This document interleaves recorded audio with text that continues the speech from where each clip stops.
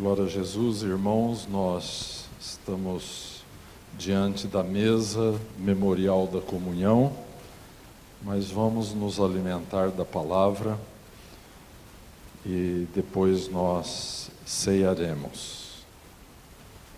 Eu gostaria de dividir uma palavra com vocês que tem estado no meu coração por bastante tempo. E nós vamos começar do livro de Êxodo, no capítulo 15, no versículo 11. Esse capítulo 15 é o cântico de Moisés. Moisés foi um homem muito íntimo de Deus. Talvez das pessoas que passaram sobre esta terra, talvez a pessoa que mais desfrutou a comunhão da presença de Deus. E no versículo 11, como parte deste cântico, diz assim: Ó Senhor, quem é como tu entre os deuses? Quem é como tu, glorificado em santidade, terrível em louvores, operando maravilhas? Senhor, tu és o Deus deste livro, és o Deus dos patriarcas, és o Deus de Israel, o Deus dos apóstolos, dos profetas. Nós te adoramos, ó Senhor, porque por obra de tua graça e misericórdia, o Senhor, Deus Todo-Poderoso, que criou os céus e a terra, tornou-se também o nosso Pai, o nosso Deus.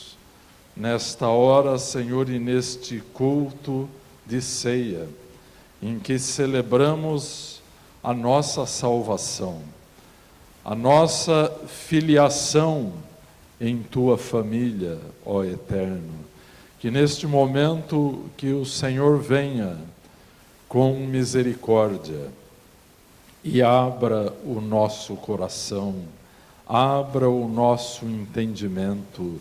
Senhor, conceda-nos o temor do Teu santo e bendito nome, Senhor. Nós Te adoramos neste momento, no nome de Teu Filho amado, Jesus Cristo. Amém.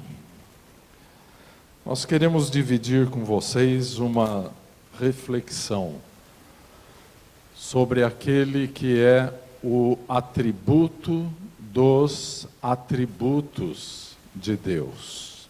E que aqui nesse cântico de Moisés, este atributo aparece. Quando ele canta: quem é como tu, glorificado em santidade, terrível em louvores, operando maravilhas. No tempo do Antigo Testamento, Davi ordenou que os levitas, em diferentes turnos, eles adorassem a Deus na beleza da sua santidade. Amém? Então, a santidade de Deus é o atributo dos atributos de Deus. É a excelência da natureza do nosso Deus. Nós podemos falar em muitos dos atributos, das qualidades inerentes à pessoa de Deus. Mas é a santidade o atributo mais mencionado na palavra de Deus. Na verdade, é esta beleza. Em outros textos fala sobre a formosura do Senhor nosso Deus. Esta qualidade dá brilho, dá expressão aos outros atributos de Deus. É assim que nós podemos dizer que o poder do Altíssimo pode ser comparado com o seu braço forte, muitas vezes mencionado na palavra de Deus. A sua onisciência pode ser comparada com os seus olhos de fogo que passam por toda a terra. A sua misericórdia, tantas vezes mencionada pelos profetas, ela que é a causa de não sermos consumidos, ela que se renova a cada manhã. As suas misericórdias são as suas entranhas, a eternidade, a sua duração, mas a santidade é a sua beleza. O Deus a quem amamos, a quem servimos, é santo. Ele é sumamente belo em todos os seus atos. Aleluia. Em todos os seus atributos. Amém? Aleluia. Então, assim como os levitas, nós podemos adorá-lo na beleza da sua santidade. Mas esta santidade, como cantou Moisés, ela tem certos aspectos terríveis, talvez até mesmo amedrontadores.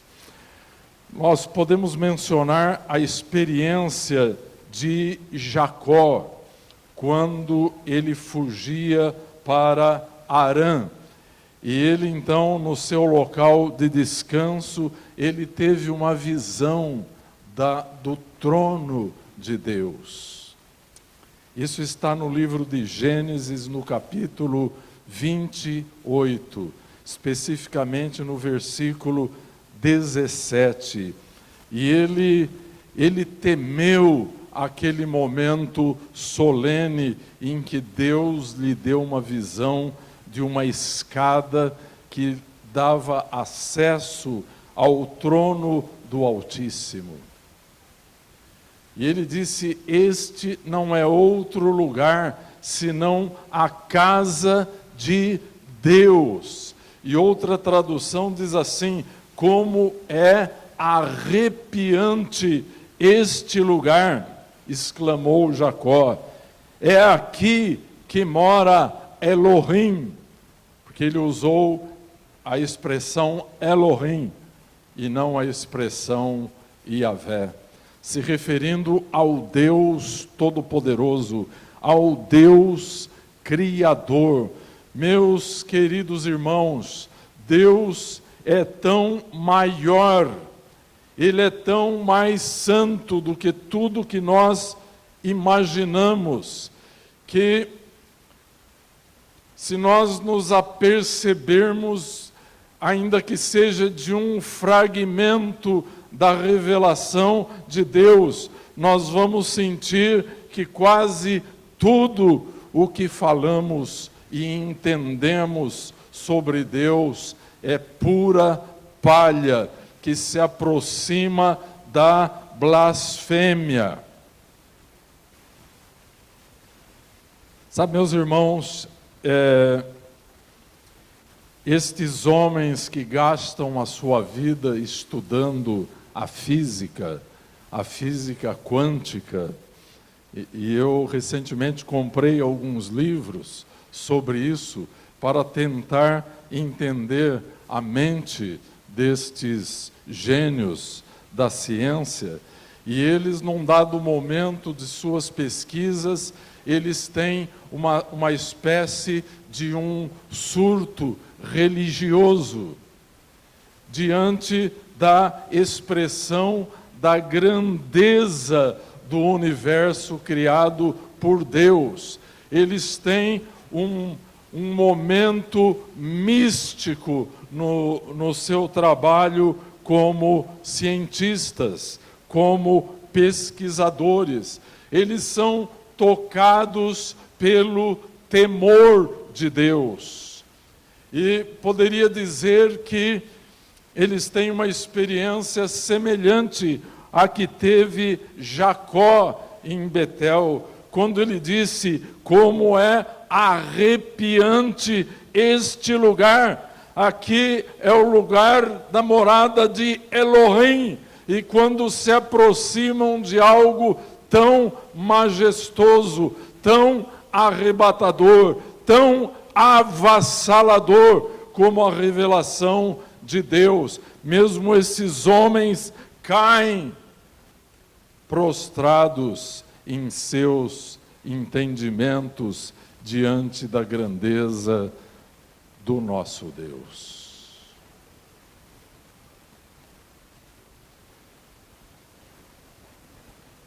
Eu gastei um grande tempo da minha vida estudando ciência e um tempo ainda maior estudando teologia.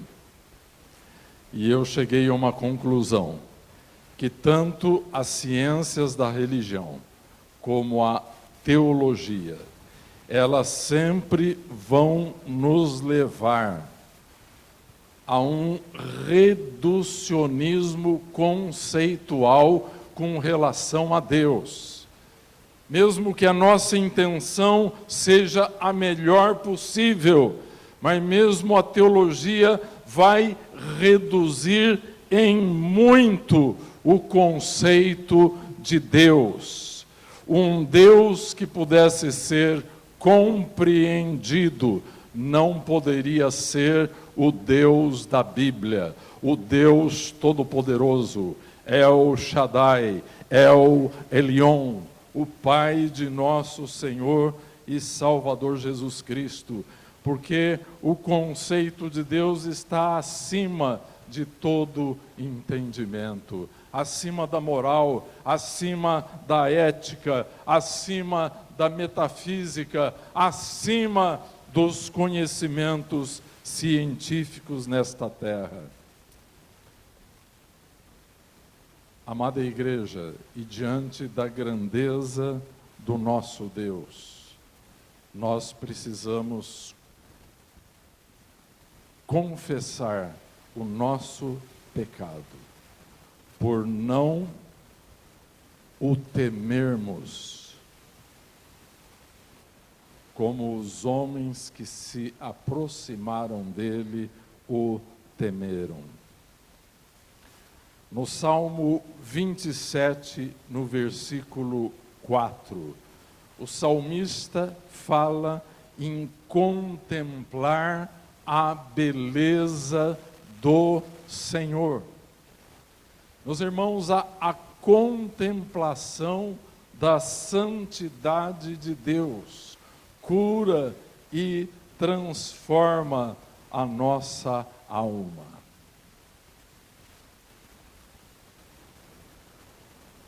Nesta noite nós estamos diante da ceia aqui, dos elementos que estão sobre a mesa.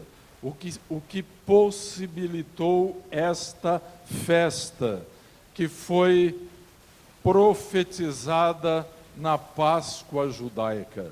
O que possibilitou que nós celebrássemos nesta noite a nossa salvação em Cristo Jesus. O que possibilitou foi a cruz de nosso Senhor e Salvador Jesus. E a cruz do Calvário, embora muitos não compreendam assim, mas a cruz é uma das maiores demonstrações da santidade de Deus. Ali Jesus consumou a obra da nossa redenção.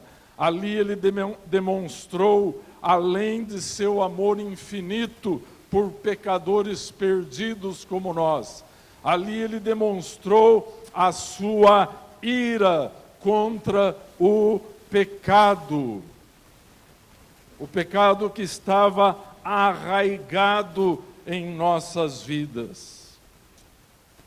De maneira que Deus perdoa pecadores através de seu Filho Jesus Cristo. Deus pode nos dar uma nova vida, um novo coração, um novo espírito, uma nova história para ser contada. Mas, meus irmãos, ao nos dar esta oportunidade, ele nos diz assim, no Antigo e no Novo Testamento: sede santos, porque eu sou santo. O único dos atributos da divindade e que somos ordenados por Deus no Antigo e no Novo Testamento a manifestarmos este atributo em nossa existência é o atributo da santidade. Justamente este atributo que está envolvido com a beleza do Altíssimo, a quem nós adoramos, a quem nós servimos. Portanto, ao olharmos no Novo Testamento, existe uma farta base bíblica para isso. No capítulo 12 do livro de Hebreus, versículo 1 e 2 diz assim: portanto, nós também, pois que estamos rodeados de uma tão grande nuvem de testemunhas, deixemos todo o embaraço e o pecado que tão de perto nos rodeia, e corramos com paciência a carreira que nos está proposta, olhando para Jesus, autor e consumador da fé, o qual, pelo gozo que lhe estava proposto, suportou a cruz, desprezando a afronta, e assentou-se à destra do trono de Deus. Agora, um pouquinho à frente, neste mesmo capítulo, no versículo 14: segui a paz com todos e a santificação, sem a qual ninguém verá o Senhor. Meus irmãos, este versículo está ligado aos primeiros outros que lemos. Nós precisamos perseverar neste caminho. Precisamos nos desembaraçar do pecado que tão de perto nos rodeia. Precisamos continuar correndo a nossa carreira cristã. Não é a carreira dos nossos irmãos que nós devemos correr. Cada um tem a sua carreira e devemos corrê-la com paciência, a carreira que nos está proposta, olhando para Jesus Cristo em todo o tempo, porque o nosso inimigo quer nos distrair. Depois chegamos aqui no versículo 14, e há uma advertência severa. O Espírito Santo está nos dizendo que sem santificação ninguém verá o Senhor. Você não poderá ir ao céu sem ver Jesus Cristo.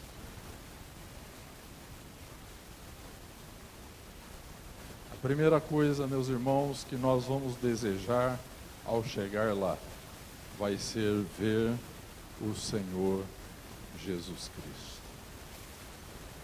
Então, o versículo 14 de Hebreus 12 é uma advertência para aqueles que pensam que é possível ser salvo sem santificação.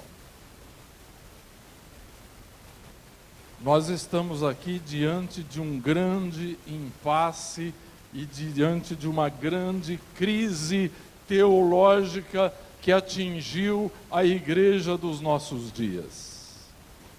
E é uma crise cristológica. Meus irmãos, todas as crises doutrinárias, quando elas vão chegando do centro do cristianismo, que é a sua cristologia, sinal de perigo.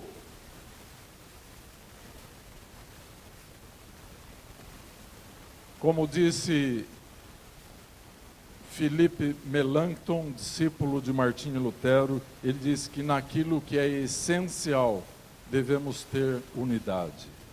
Naquilo que não é essencial, temos liberdade. E em todas as coisas devemos ter amor.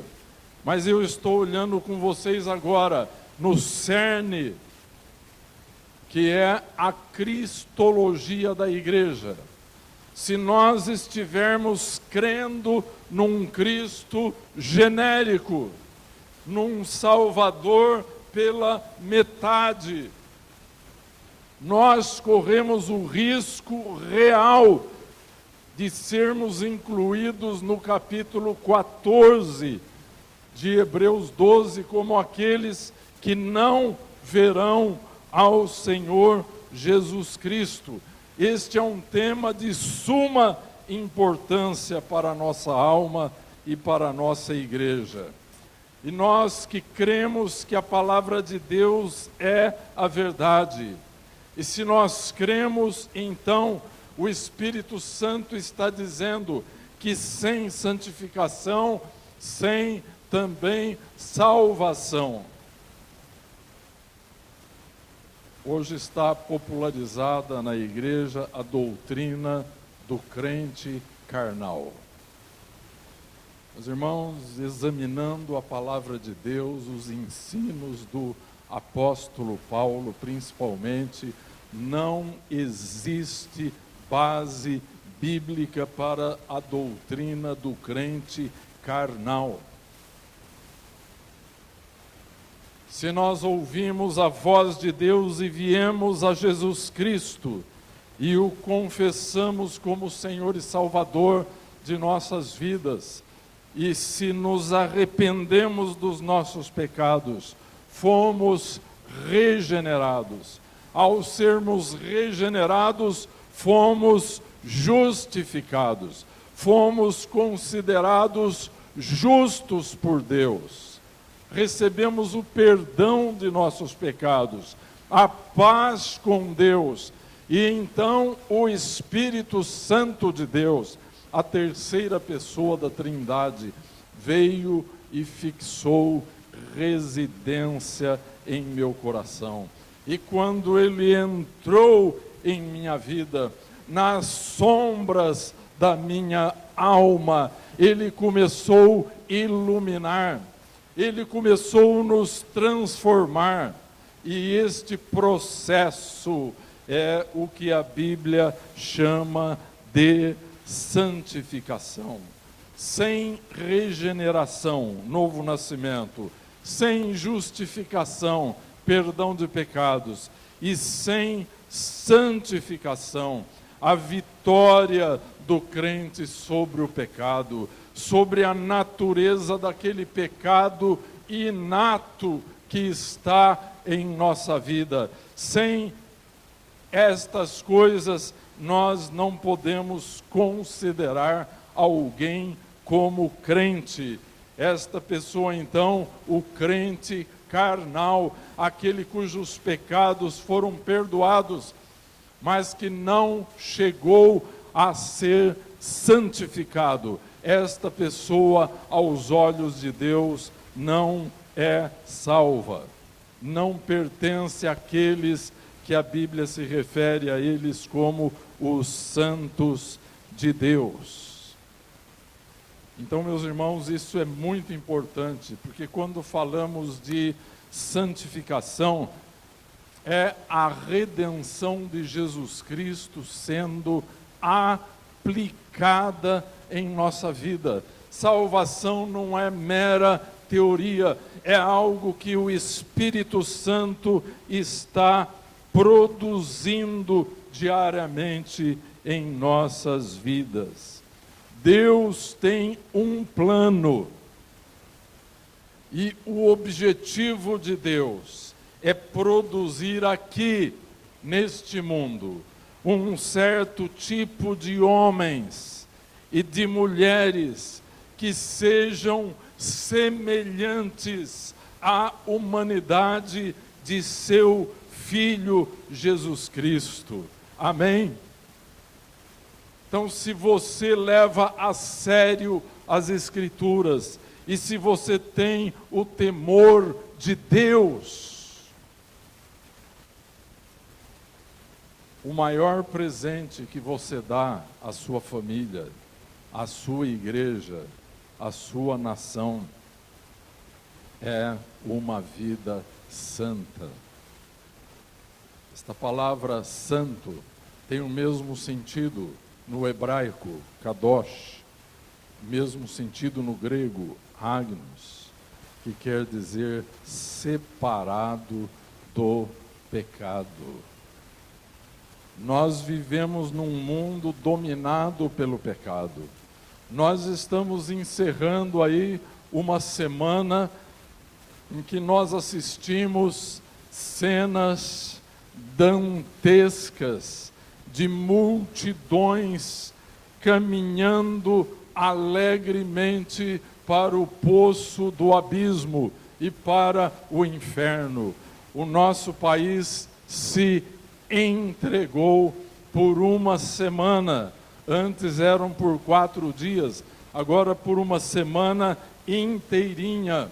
Grandes multidões entregues aos prazeres da carne, meus irmãos.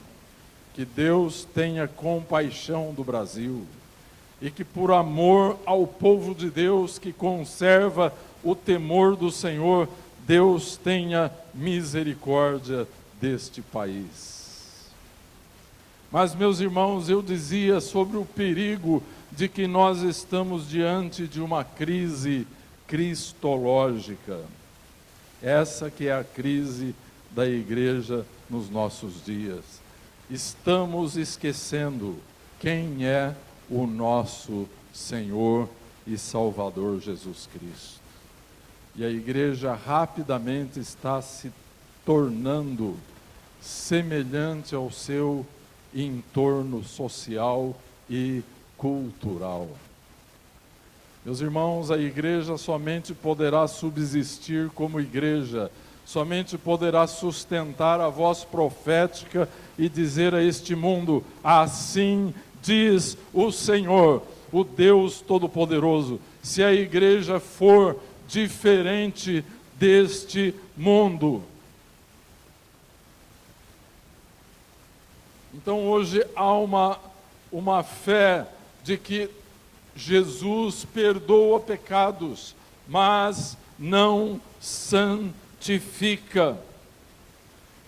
E aquilo que nós fazemos de nossa vida, na vida real, expressa a quem nós estamos adorando. Portanto, é uma crise cristológica. Deus exige prioridade em sua vida. Se puder ser o primeiro lugar, ele não será o segundo. Nós vemos a igreja primitiva muito cedo no livro de Apocalipse. Deus já estava falando com a igreja de Éfeso, que era uma igreja excelente em muitos aspectos. Mas no capítulo 2 de Apocalipse, no versículo 4, Jesus fala com essa igreja e diz: tenho, porém, contra ti que deixaste o teu primeiro amor. Lembra-te, versículo 5, lembra-te, pois, de onde caíste, e arrepende-te, e pratica as primeiras obras, quando não, brevemente a ti virei, e tirarei o seu lugar, o seu castiçal, se não te arrependeres. Amada igreja, arrependimento é uma das maiores bênçãos que Deus pode nos dar. Diz a Escritura: se hoje ouvirdes a sua voz, isto é, a voz de Deus, não endureçais o vosso coração. Meus irmãos, quando o Espírito Santo vem para nos conduzir ao arrependimento, devemos então morrer para aquele pecado que estava assediando a nossa vida. Queridos irmãos e amigos, se nós negociarmos com a santificação, colocaremos em risco a vida espiritual da igreja. Você que é um pai, você que é uma mãe cristã, se você negociar a santidade, você colocará em risco espiritual a vida de seus filhos, a vida de seus netos.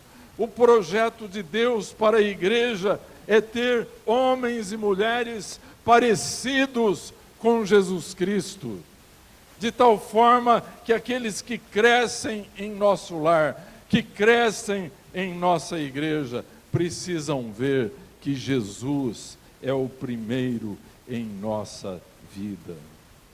Que nós não perdemos a perspectiva do nosso destino eterno. Queridos irmãos, a igreja de hoje está tão à vontade no mundo que está perdendo a visão de seu destino eterno. Jamais podemos trocar aquilo que é eterno por causa daquilo que é temporal, aquilo que é passageiro. Eu gosto muito de citar uma frase genial de C.S. Lewis, quando ele dizia que tudo o que não é eterno é eternamente inútil. Então, meus irmãos, nós precisamos nos cercar de determinados cuidados espirituais. Precisamos resgatar em nossa vida o temor do Senhor. Eu quero te perguntar, você já teve medo de Deus?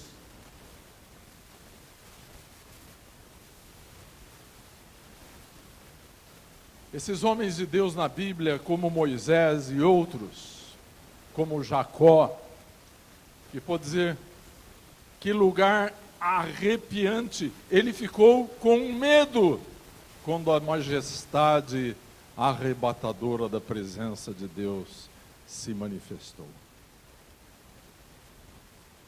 Hoje as pessoas estão brincando com Deus. Elas não têm mais o temor, elas não têm mais medo de Deus. Os pastores se recusam a pregar sobre isso. É preferível que as pessoas não tenham medo de Deus. Mas, meus irmãos, eu vejo na Bíblia homens e mulheres tremendo na presença de Deus. Eu me lembro, meus irmãos, muitos anos atrás, eu tive uma experiência com Deus que eu não conseguia parar de pé. Os meus joelhos batiam um no outro. Eu tremia feito uma vara verde. A presença de Deus estava ali. E por alguma razão Deus permitiu que eu discernisse a presença de Deus. Meus irmãos, eu confesso que eu fiz muita força para parar de pé, tremendo, feito uma vara verde, somente não caí porque estava num lugar público, em uma igreja. Então, meus irmãos, eu quero caminhar para o final, sem santificação, sem salvação. Porque quando Deus começa uma obra na sua vida, Ele termina. O Cristo que muitos estão pregando e que muitos estão crendo hoje, não é o Cristo da Bíblia, é um Cristo genérico, é um Cristo que garante o perdão de pecados, mas não garante a vida de santidade, não garante o testemunho cristão. E é por isso que você vê pessoas crentes fazendo coisas horríveis, que a melhor coisa que essas pessoas poderiam fazer seria jamais dizer para os outros que são crentes. Quero encerrar porque não tenho mais tempo disponível. E eu vou colocar alguns itens aqui para fechar esta reflexão.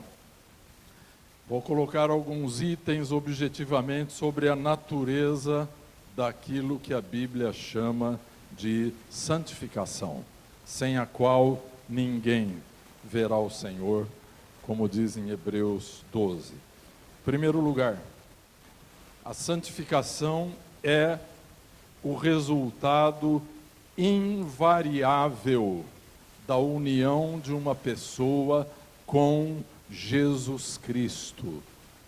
Vocês ouviram bem? Alguém pode dizer amém? Segundo lugar, santificação é o resultado inseparável do novo nascimento. Se uma pessoa diz que nasceu de Deus e ela continua vivendo na prática do pecado, esta pessoa não nasceu de Deus. Precisa se arrepender urgentemente e tornar-se crente de verdade. Porque, meus irmãos, a igreja não existe para pregar um faz de conta. A igreja existe para pregar o querigma apostólico, a proclamação da verdade do Evangelho. Terceiro item para caminharmos para o final. Santificação é a única evidência da presença do Espírito Santo na vida de uma pessoa. Tão logo nascemos de novo, o Espírito Santo começa a trabalhar na nossa vida, usando pessoas, usando tribulações, usando os seus cuidados providenciais para nos tornar cada vez mais parecidos com Jesus. Amém? Mais um item. Santificação jamais pode ser ocultada. Jesus disse que não se pode esconder a luz.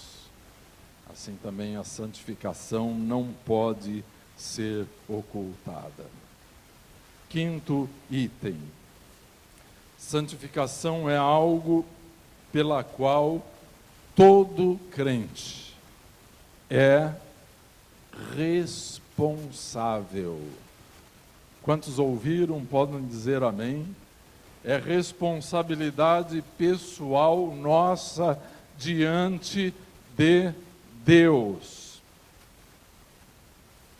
Glória a Deus. Sexto item. Santificação é algo que admite crescimento. A Bíblia diz sobre crescermos no conhecimento e na graça do Senhor. Então, na igreja existem diferentes graus e diferentes intensidades de santificação em função do tempo de relacionamento destas pessoas com Deus. Amém?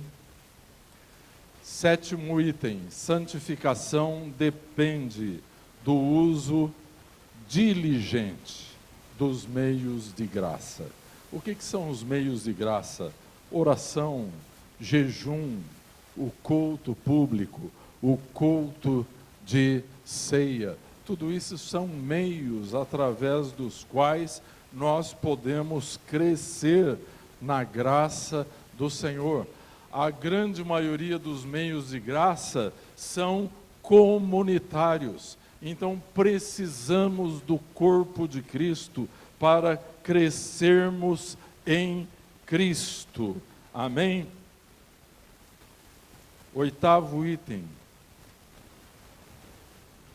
Santificação não impede que a pessoa enfrente conflitos interiores, crises espirituais em sua vida. Como diz um velho ditado puritano, grandes santos se arrependem muito. Então há uma luta que nós enfrentamos a cada dia contra o diabo, contra o mundo e contra a carne, contra a nossa própria natureza. Então esta luta de carne e espírito atinge a todos os cristãos. Glória a Deus. Um último item que eu quero mencionar, que a vida de santificação, que é a maneira peculiar de sermos cristãos, ela é necessária do ponto de vista de Deus para nos treinar, para nos preparar para a nossa vida na eternidade.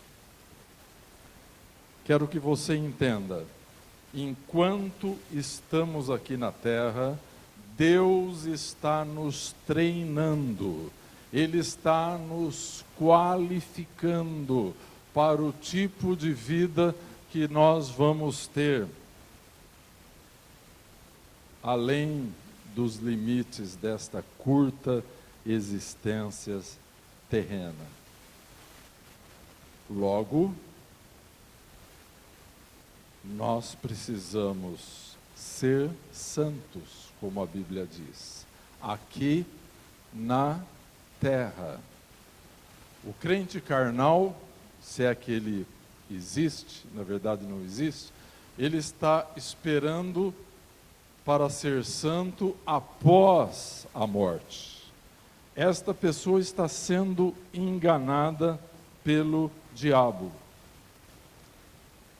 Para sermos santos na glória, nós precisamos antes sermos santos aqui na terra.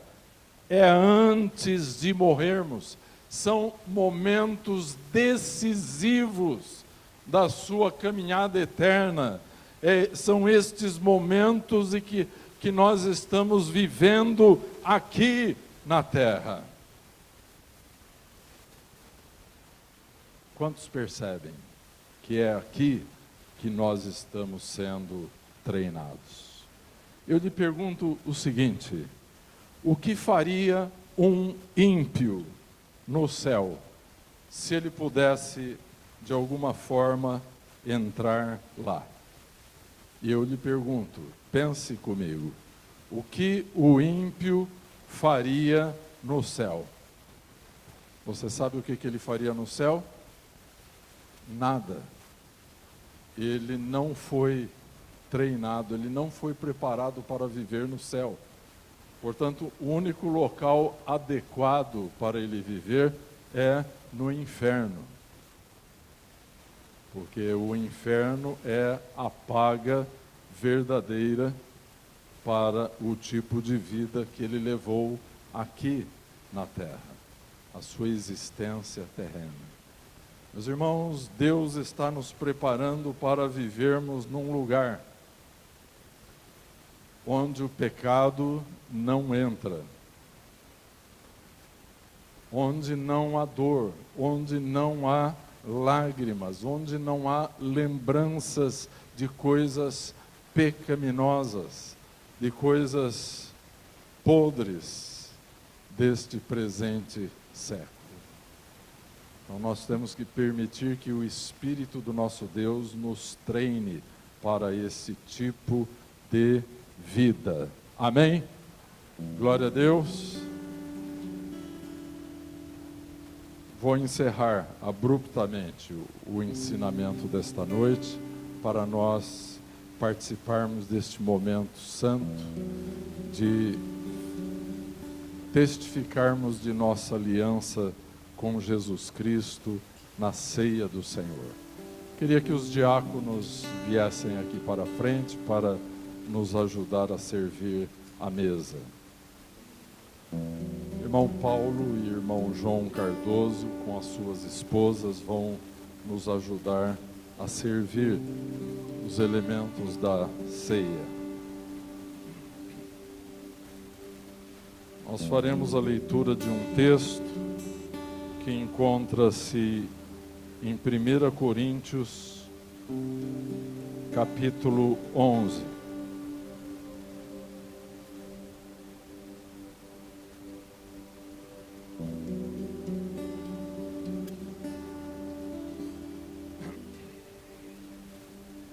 Porque eu recebi do Senhor o que também vos ensinei, que o Senhor Jesus, na noite em que foi traído, tomou o pão, e tendo dado graças, o partiu, e disse: tomai e comei, isto é o meu corpo, que é partido por vós.